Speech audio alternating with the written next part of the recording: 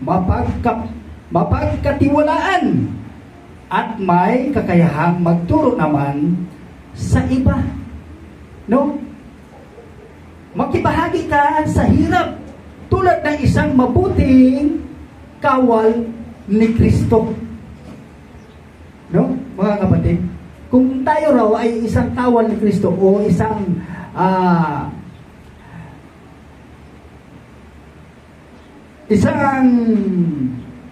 tinatawag na pastol, no? Pastol ng Panginoon. Isang mabuting kawal, no? Ni Kristo Jesus, ay dapat karamay ka sa hirap. Sabi nga doon sa natatandaan kong verse sa Pilipos 1:29, hindi lamang mananampalataya sa Kanya, kundi magtiis din naman alang-alang sa Kanya. No? Kung ano ang paghihirap ng ating Panginoon Kristo, magtiis ka. Binigyan ka ng mga pagsubok, dapat matuwa ka dahil mahal ka ng Diyos. Narinig ko nga yung apo ko sabi nung nilagnat siya, sabi, kaya naman ako nilagnat dahil mahal ako ng Diyos. Palagpakan natin ang Panginoon.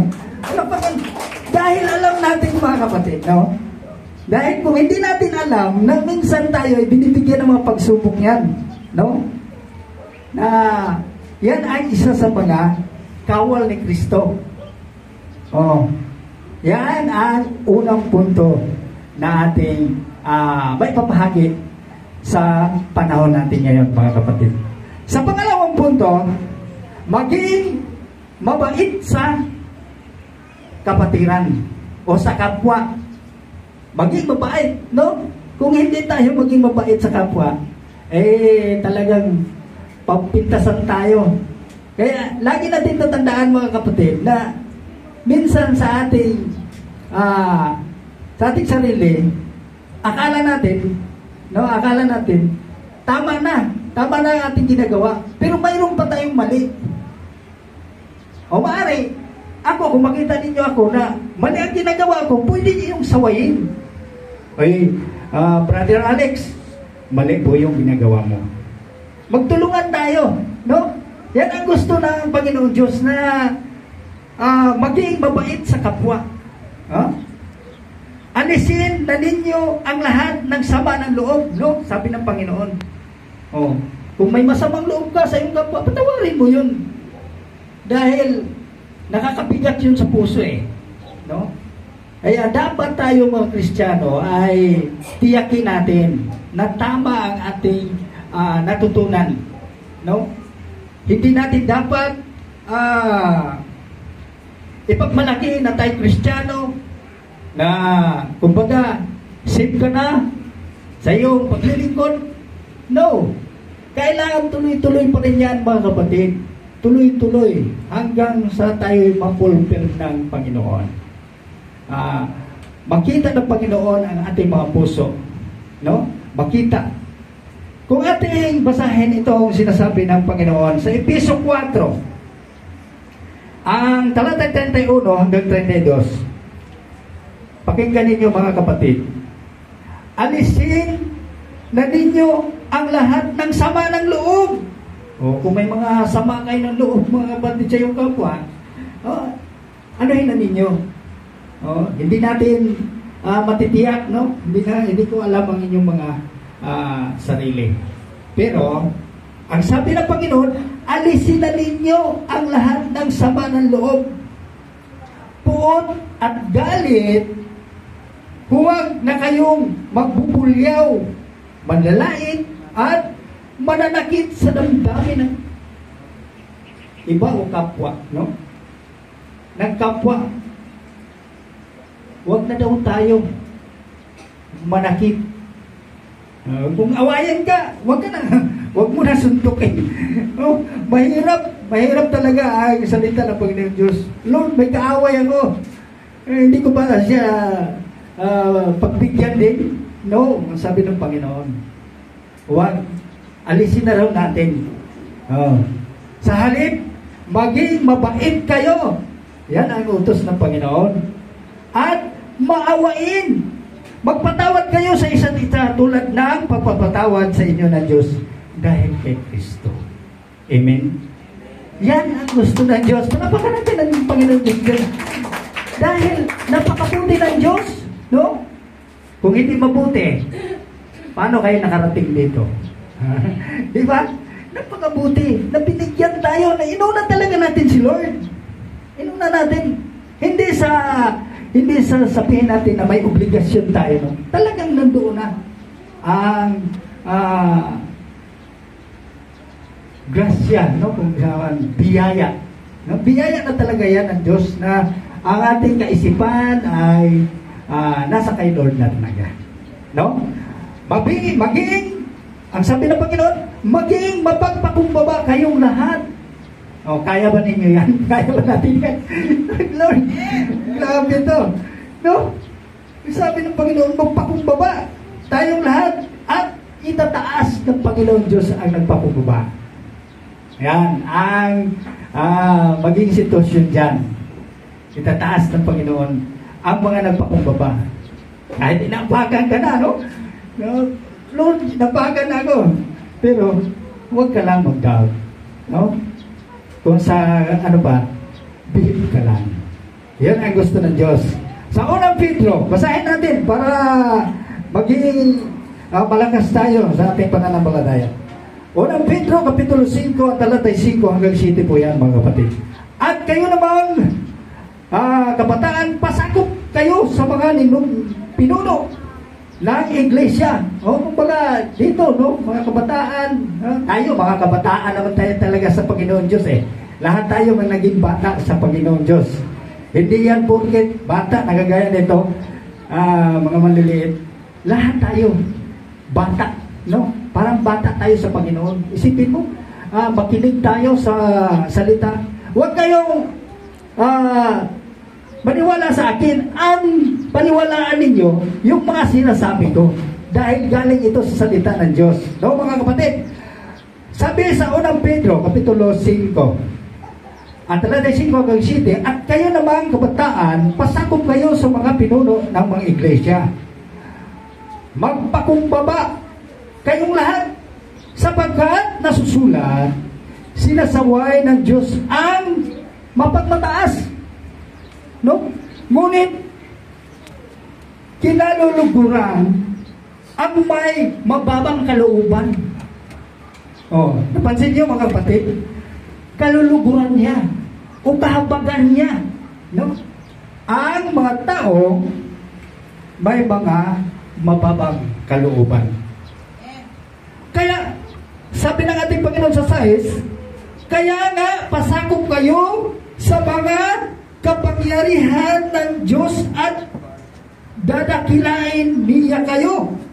No, dadakilain niya kayo ng takdang panahon. Kailan pa yan, Lord? No? Kailan pa kaya yan? Oh. Basta pray lang tayo. Pray lang tayo. Tuloy-tuloy ang ating panalangin. Dadakilain tayo sa takdang panahon. At sabi ng Panginoon sa city, ipagkatiwala ninyo sa Kanya ang iyong mga alalahanin. Sino nga may problema sa inyo? Lahat, no? Siguro problema ko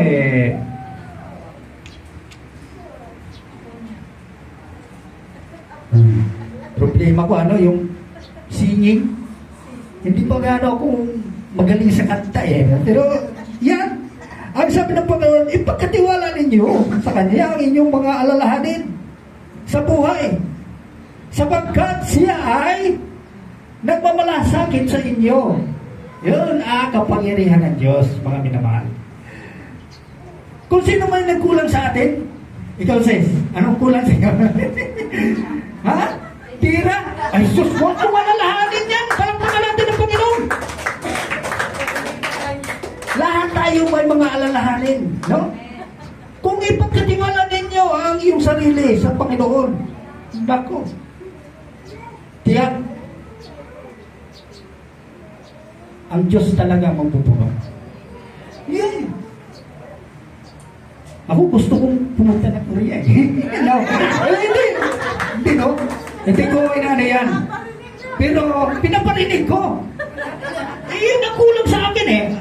Yan ang gusto ng Diyos. Ang mga kulang. Pupunuan ng Diyos yan. Oh.